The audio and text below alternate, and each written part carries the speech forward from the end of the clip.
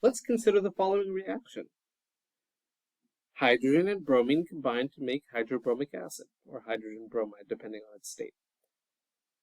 When looking at this reaction, we might ask ourselves, okay, is this going to be something that's an elementary reaction, meaning it's already its own elementary step, or is something more complex happening here?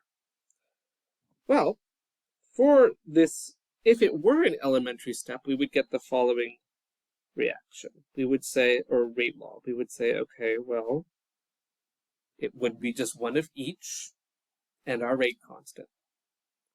And then we would go into the lab and do all our fun stuff and determine whether or not that's the rate law. And if it is,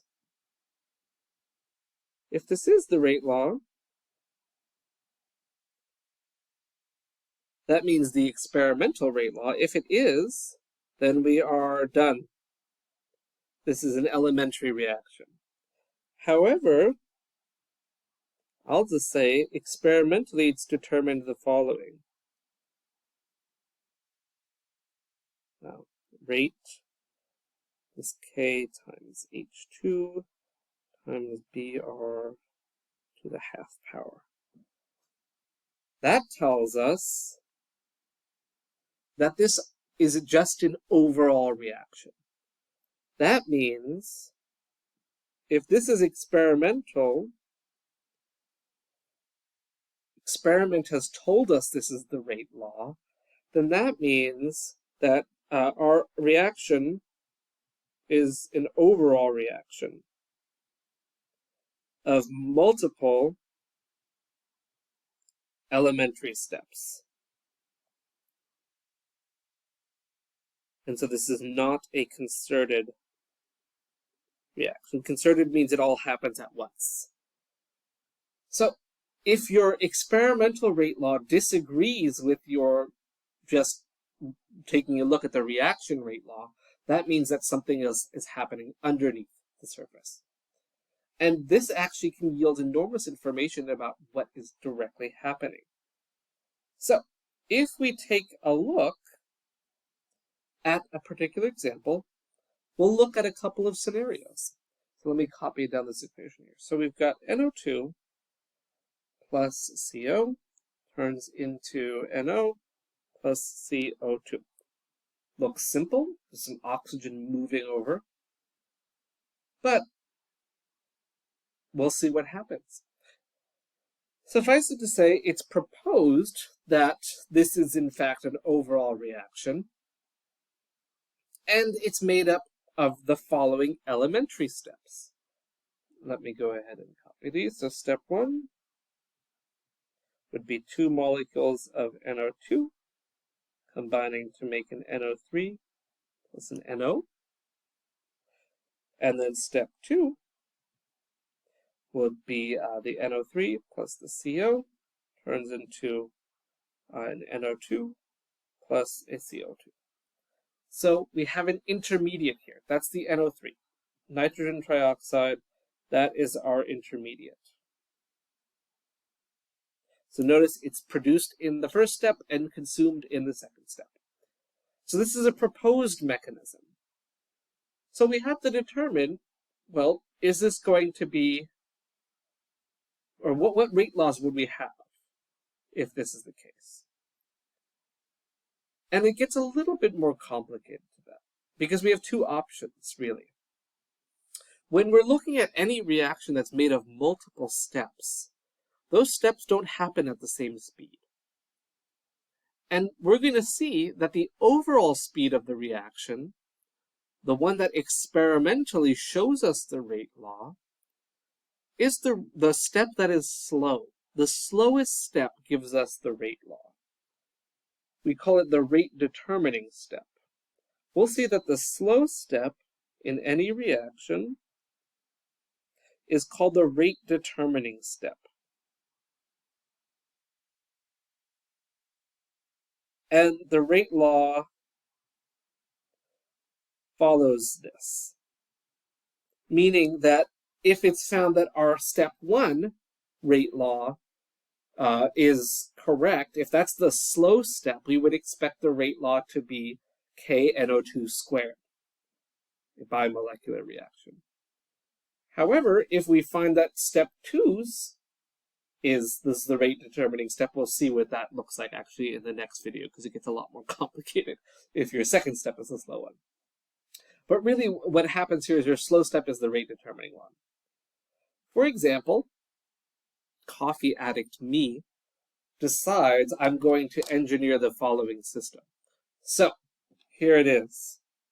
I have decided that I am going to have a coffee pot with this little filter thing. I'm going to have a teapot or whatever of water. Here's my teapot. The water is going to go into the coffee pot, and then the coffee is going to go straight into my mouth. We're going to be more efficient about this. Coffee goes directly in. And if we consider what's going to get the coffee to my mouth fastest, is it going to be option 1, that the coffee hangs around in the filter, and that means that I only get drops at a time. Meaning, as the water or coffee is sitting in the filter, it's dripping out very slowly.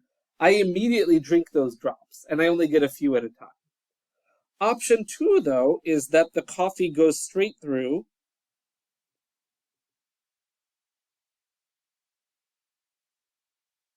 and what happens is it all splashes on my face because I can't drink quickly enough. And so,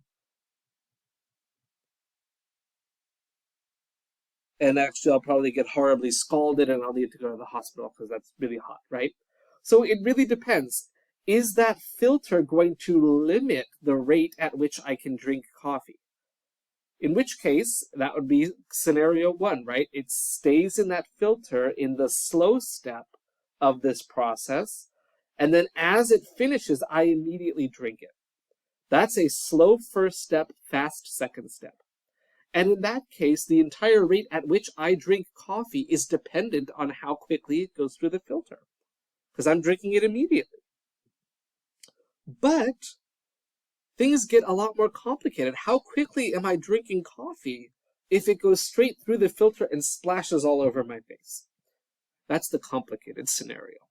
So we'll take a look at that in the next video. But let's look at the first one. So if it's the first step that's slow, then that's the one that determines the rate of the overall reaction. And in that case, we just need to look at the first step and say, well, the rate for this elementary step would be KNO2 squared. This is a bimolecular reaction.